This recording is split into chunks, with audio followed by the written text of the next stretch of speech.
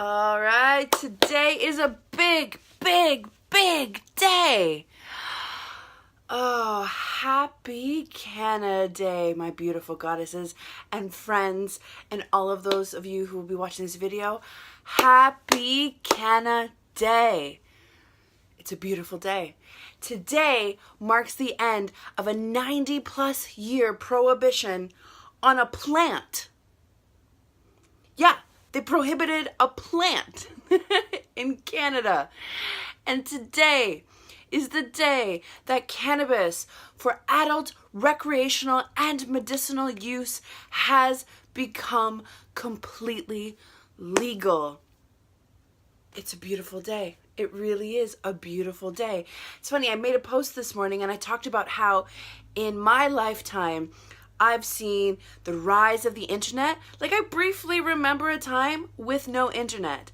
I've also lived through same-sex marriage and the normalization of that beautiful, beautiful love that we all deserve in this world.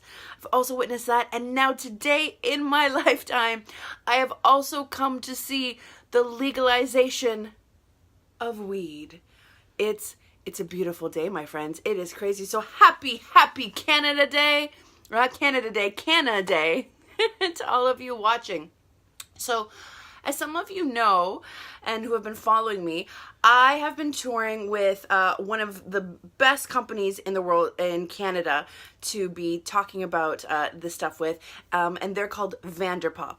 Now, Vanderpop is a sister brand to some of the very popular stores and coffee shops across Canada called Tokyo Smoke, and they're all under the Canopy Growth family. So I'm part of the Canopy Growth family, and it's really, really wonderful. And we have been touring across Canada to speak specifically to the impact that cannabis has on women. So we're traveling across and we're talking about women and fitness. We're talking about cooking and food and infusions. We're talking about healthcare and sexual wellness.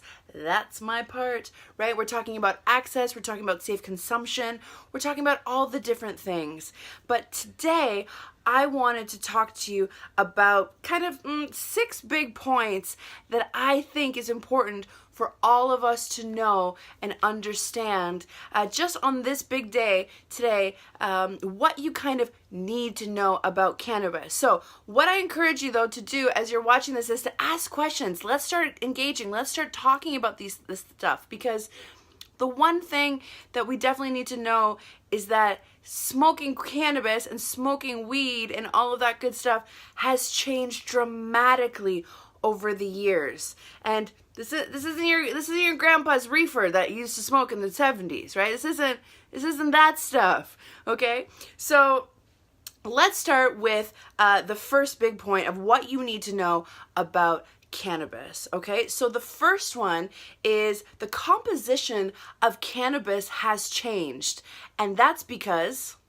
science, right? So science has made the composition of cannabis in the plants different and has evolved it to be different over the years. So there's 2 main types of plants, of cannabis plants. So there's the sativa plant, which is the tall, really long leaves that you see when you associate with the word with weed and cannabis, right? And then there's the indica plant, which is a shorter, kind of thicker leaf shrub, more shrub-like plant. So those 2 plants are typically what we refer to as cannabis. And the plant in and of itself has been given different names, such as hemp, right? So hemp is the byproduct of the cannabis plant that we use to make rope and clothing and paper and all of that kind of good stuff, and it's completely legal, and we've been using it for years because it's a really strong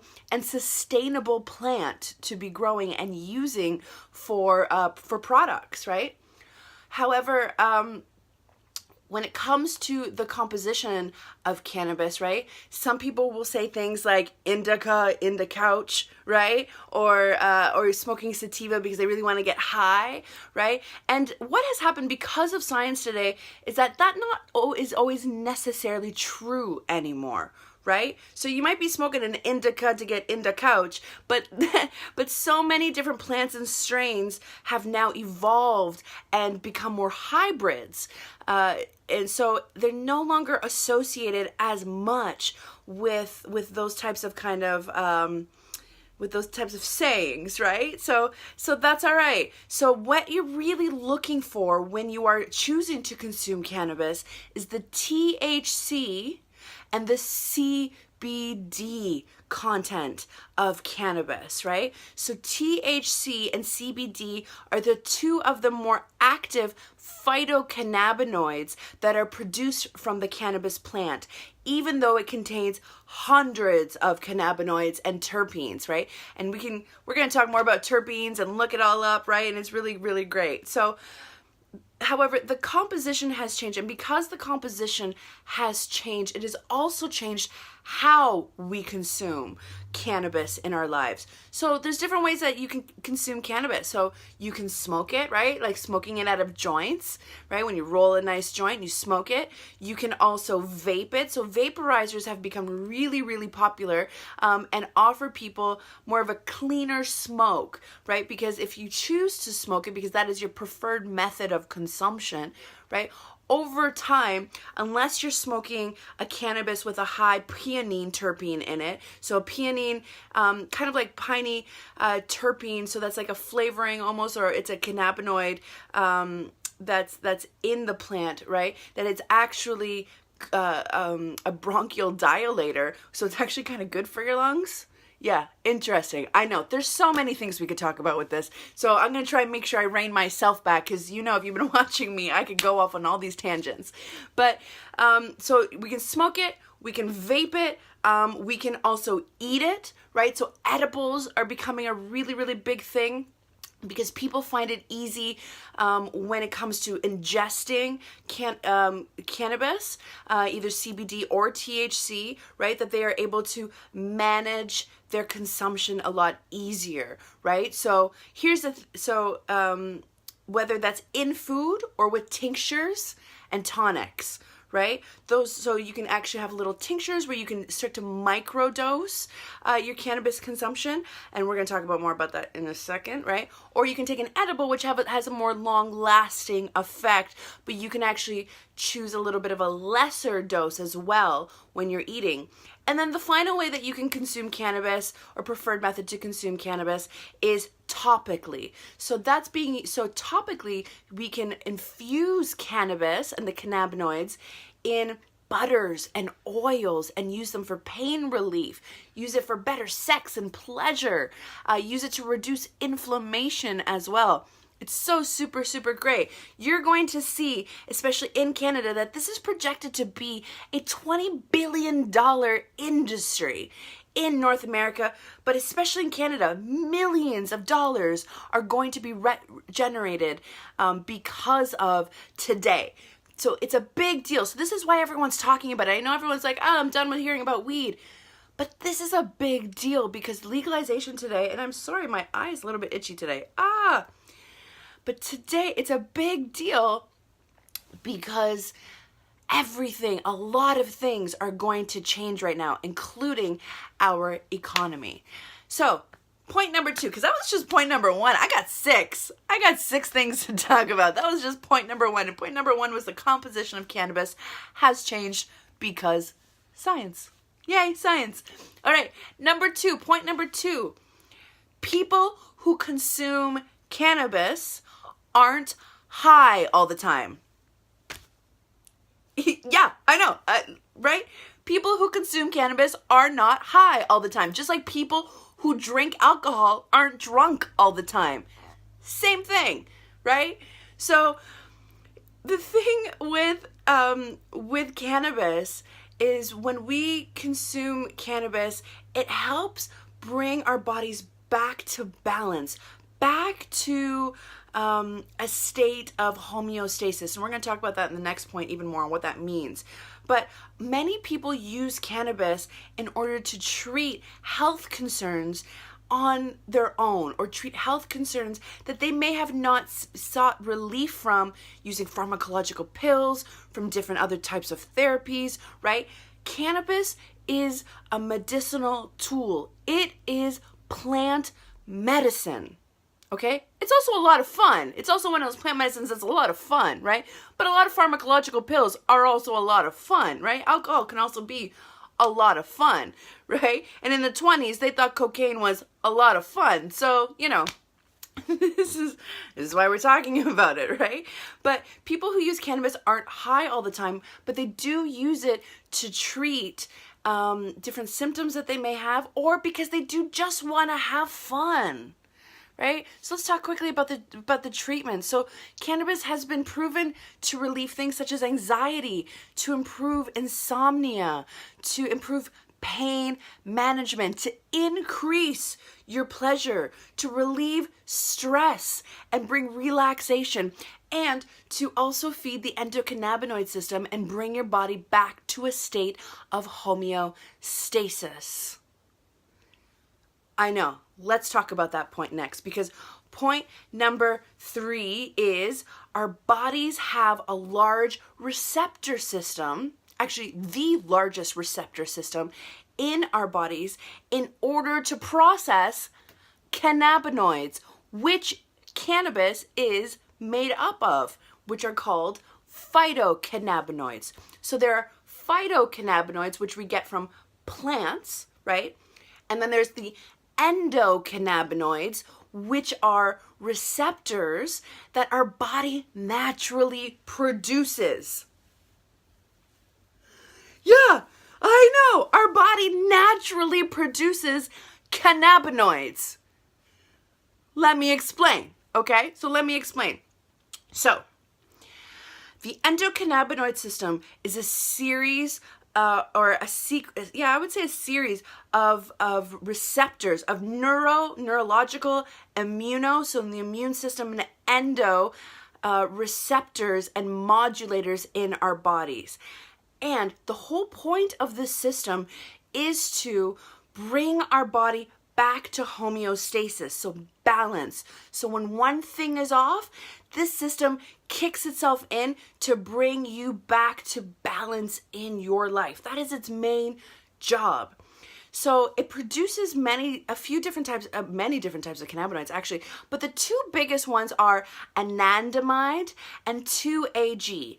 And anandamide closely mimics the effects that THC, when we consume cannabis, phytocannabinoids, in our body, and 2-AG mimics CBD, that we get from cannabis when we consume cannabis. Our bodies naturally already produce those things. Crazy. I know. I'm so excited. Okay. I'm like so excited. This is really, really fantastic. So when we are talking about the endocannabinoid system as a series of receptors and modulators in our bodies, we are talking about how our bodies are actually made, or have a system that is made to process cannabis, this beautiful plant that is in our world, that the universe gave to us. Well, I don't know if it's Source, if it's God, if it's Gandhi, I don't know who it is, but whoever made it gave us a little bit of a gift. Because when our bodies are unable to reach homeostasis on itself, right? That's when we often can experience things like higher stress, anxieties, depressions, right? We all know, or we're starting to understand, how the largest amount of serotonin that we produce in our body is actually in our guts, right? So if we are struggling with things like mental health, your gut health is actually the number one place that you want to go and start investigating and start clearing out and start balancing, right? Well, let me tell you this. The two biggest concentration of receptors of the endocannabinoid system in your bodies is in your head upper quadrant area, and in your lower pelvic area as well, right? So that tells me that endocannabinoid system is responsible also for aiding things such as and supporting things such as our mental health, and bringing our bodies back to balance. I know. So cool. That was only point number 3, right? Like I said, feel free to ask questions in the comments because I get really excited talking about this stuff. Okay, so point number 4. So point number 4 is cannabis brings power back to people to manage their own health. And that's what I like.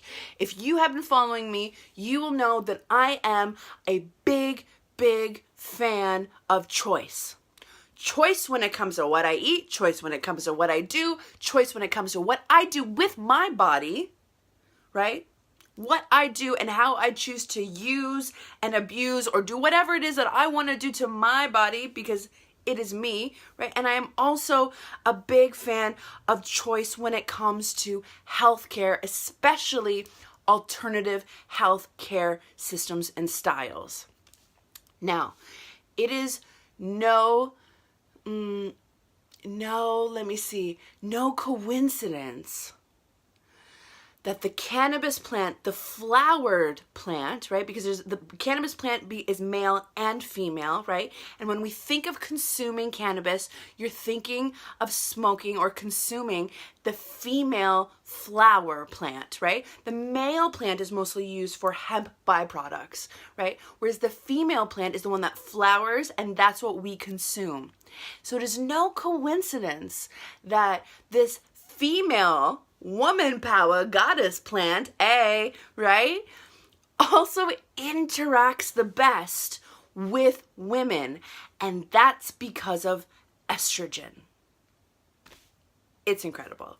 So because our estrogen actually impacts how cannabis affects our bodies, whether it's through our life cycle, premenopausal, menopausal, postmenopausal, or throughout our menstrual cycle as well. And you're going to hear more about that from me in the next month. Okay, we're going to do a big thing about it. We're going to talk about it.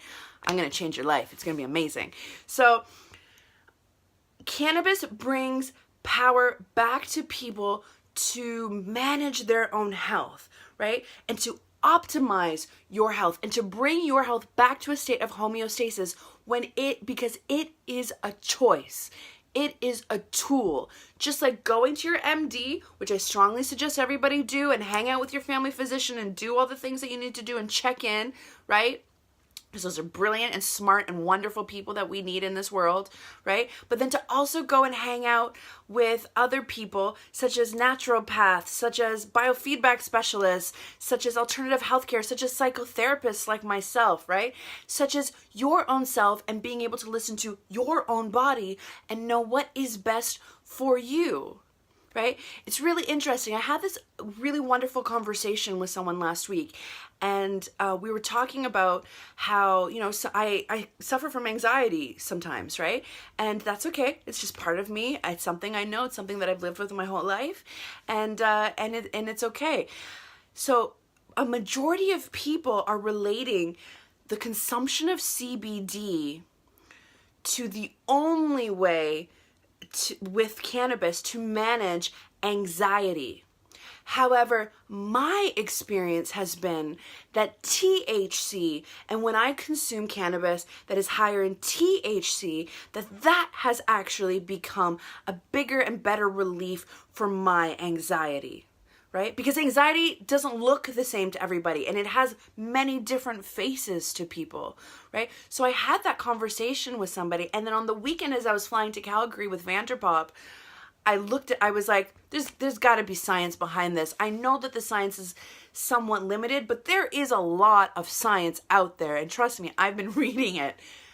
And I actually read that THC in a published medical journal that someone else also discovered and has validated what I have felt. Whereas THC can also be seen to relieve the symptoms of anxiety, and opposed to contrary belief that CBD allows people to fall into a deeper sleep and cure and treat insomnia.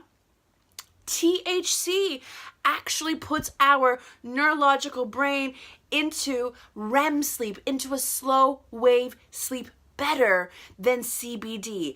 And that's because THC, which mimics the endocannabinoid anandamide, which we make in our bodies, connects to the CB1 receptors of the endocannabinoid system in our bodies.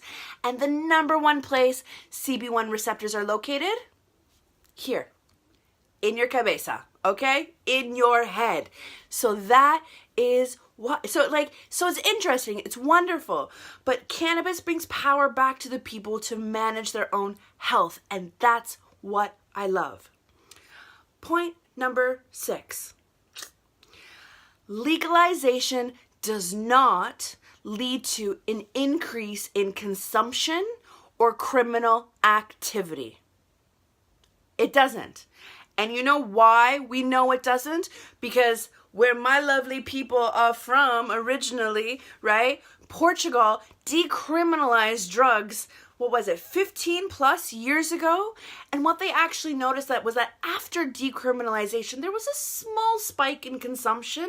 However, now what has happened is such a dramatic decrease in drug use throughout the entire country that it has decreased criminal activity and it has decreased consumption, because people now who use different types of drugs use it because they need to or they want to or because of legitimate addiction concerns. So the country is actually better now able to treat people, to support people.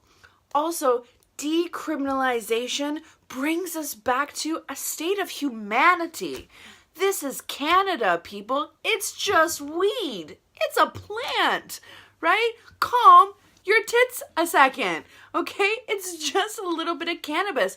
What this actually does is that it relieves some of the pressure on our prison and criminal system, right? Less clogging in the courts, less people in prison, more people accessing healthcare in a way that they need and they deserve.